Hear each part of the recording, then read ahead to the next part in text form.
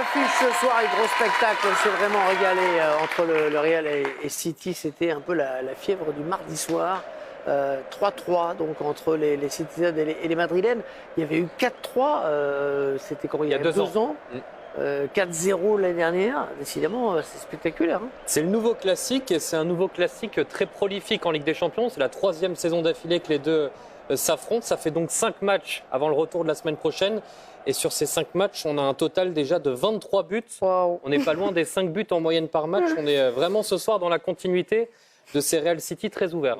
On s'est régalé, hein, match d'une très grande intensité. Parfois, on a, dans un match de foot, le côté spectaculaire ou le côté bataille intensive. On a eu les deux ce soir, en fait.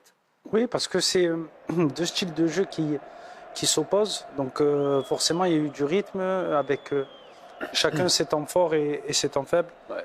On a été gâtés parce qu'il y a 4 buts vraiment de... Oui.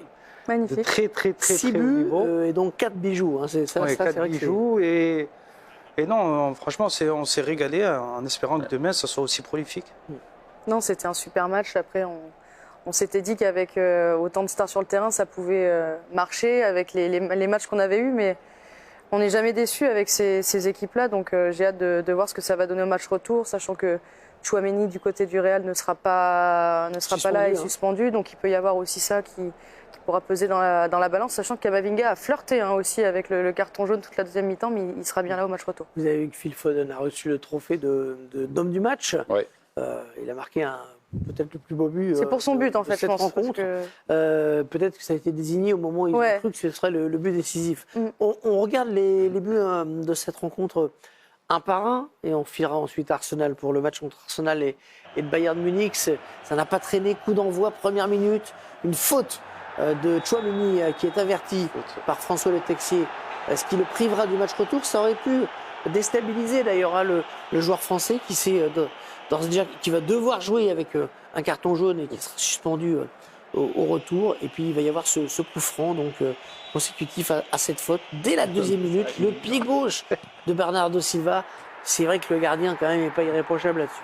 Il n'est pas irréprochable parce qu'il y a un mur inexistant, il anticipe vraiment le centre. Après, pour le défendre un petit peu, Bernardo Silva à 30 mètres, on se dit qu'il ne va pas l'attenter directement et qu'il va centrer. Je pense que si ça avait été Kevin De Bruyne au coup franc, il aurait peut-être mis un mur un peu plus conséquent. Mais en tout cas, il faut noter la belle inspiration de Bernardo Silva. Elle n'est pas très puissante cette frappe en plus. Hein. Non, mais il est surpris en fait, le gardien. Elle n'est pas puissante, mais elle est juste cadrée. Mais je pense que le gardien, il s'attendait à ce qu'il la centre. Ouais, c'est pour ça qu'il a anticipé. Après, une fois qu'il a vu le ballon qui était parti, c'est trop tard. Parce que il est comme dans le jeu.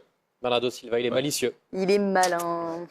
Malinx. C'est vrai qu'en tant que gaucher, on pouvait penser qu'il allait chercher le zone ou la seconde période. Il aime bien ces matchs-là, en tout cas, pour marquer en Ligue des Champions. Il a marqué 16 buts, Bernardo Silva, 12 dans ses matchs à élimination directe. On se souvient l'année dernière de son doublé au match retour en demi-finale contre le Real Madrid. Dans ces matchs-là, c'est souvent un joueur qui frappe. Joueur décisif, l'ancien monégasque. Le retour des Madrilènes a été rapide, comme souvent, une force mentale qui va trouver sa conclusion avec une frappe de Camavinga. On a cru qu'il avait marqué son premier but en Ligue des Champions, l'ancien Rennais, mais ce but ne va pas lui être attribué puisque c'est Ruben Dias qui détourne ce ballon. Bon, il y a eu beaucoup de réussites, évidemment. Bon, ça, je l'appelle la réussite du Real Madrid. Parfois, c'est un peu indécent et insolent, mais malgré tout, j'aime bien cette petite feinte quand même d'Eduardo Camavinga sur Grealish. Et puis cette frappe contrée qui file dans le but et qui sonne la révolte en fait du côté de Madrid et qui va lancer la bonne période de Madrid pendant la première mi-temps. Pour vous, elle n'est pas cadrée, hein, c'est clair. Non. À la mi-temps, il y avait un angle où on voyait clairement qu'elle n'était pas cadrée. Mais voilà, noter la prise d'initiative, le fait aussi de casser la ligne par le dribble et par la course. Et cette frappe, voilà, sur celle-là, on voit qu'elle n'est vraiment pas cadrée. Et quelques minutes plus tard seulement, il va y avoir le deuxième but. Ils vont enfoncer le clou, les Madrilènes, à un contre. Moins de 2 minutes après. Ouais. Attaque rapide avec Rodrigo qui passe devant. Akanji a vécu un match très compliqué, j'ai trouvé en difficulté. Mais Rodrigo aussi a bien joué le coup sur cette vitesse et surtout avec cette course en rentrant. Ouais, il lui passe devant. Il lui passe devant et évite du coup, parce que là, s'il est touché, bon, il y a soit rouge ou s'il est touché après dans la surface, penalty. Il le joue finement quand même. Donc c'est très bien joué de la part de Rodrigo. La passe de Vinicius aussi, elle est délicieuse parce que il est dos au jeu, il met un extérieur du pied vraiment dans la course et franchement, ça a été super bien joué ce contre. À ces derniers temps, on a plus tendance à voir Bellingham qui lance Vinicius ou Rodrigo en décrochant depuis son rôle de faux numéro 9. Mais bon, on a déjà eu un aperçu ces dernières saisons. Le duo Vinicius-Rodrigo fonctionne aussi très bien. Akanji la détourne pour vous ou pas? Il la touche? Oui, Il joue un rôle dans ce but? Akanji la touche et Ortega la touche aussi. Je pense qu'il est mal positionné au départ. Après, ça va très vite de toute façon, mais j'ai tendance à penser qu'au niveau de l'orientation de son corps, je pense qu'il n'est pas non plus tout le temps habitué, vu qu'il est un peu valdingué dans l'axe et sur le côté. Et je pense qu'il met un peu trop de temps à se retourner. Mais ce but est à l'image du premier de Sicci, de Bernardo Silva. Il est malicieux aussi, Rodrigo, parce qu'il met le petit plat du pied sans la taper vraiment fort, juste en essayant de placer. Et ça fait but. C'est un des atouts de ce Real quand même, les attaques rapides. Voilà, eux, ils se posent pas de questions, ils rechignent pas à se projeter en deux passes et à créer le danger avec Vinicius, avec Rodrigo, avec des flèches devant. Bah, le truc, c'est que quand vous avez un joueur comme Kroos, ça va vite. C'est-à-dire que comme il prend l'information assez rapidement, donc quand il prend le ballon, il sait ce qu'il faut faire, il faut la mettre. Il a des joueurs qui vont très vite, Vinicius, Rodrigo. C'est des attaques très rapides, parfois placées. Donc c'est le jeu du Real et en plus ils ont attaqué ce côté-là parce qu'ils savent que Kyle Walker n'est pas là, donc ils ont su en profiter. Le système de jeu aussi du Real de Madrid permet ça. Le fait de ne pas avoir un numéro 9 qui est en point de fixation pour la défense, avoir Bellingham qui décroche et qui attire avec lui un défenseur central, forcément dans le dos il va avoir des espaces.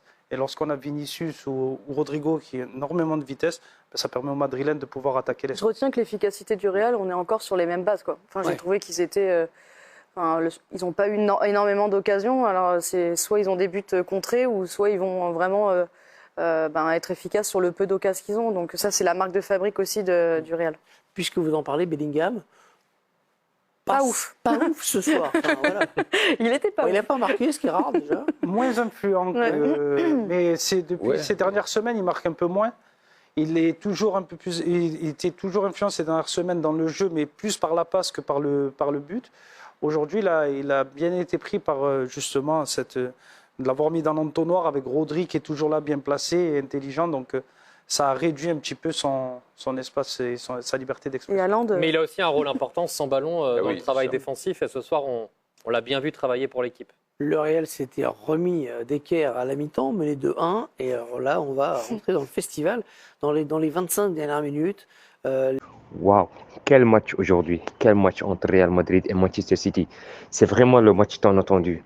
Et on n'était pas déçus. On a été bien servis avec ces deux équipes parce que Manchester City, ils ont fait un très très très bon match aujourd'hui. Voilà, Manchester City, ils ont eu d'absence parce qu'il y avait l'absence de Kyle Walker et de Kevin De Bruyne. On sait tous que le côté Walker, c'est le côté Vinicius. Donc, s'il y avait le Kyle Walker, Vinicius, il ne pourra pas faire beaucoup de choses, mais aujourd'hui, on a vu que Vinicius, il a fait un très bon match et Rodrigo notamment. Quel joueur. Rodrigo, c'est vraiment l'avenir de cette équipe. Et je pense que l'arrivée de Mbappé ne doit pas faire partir ce joueur.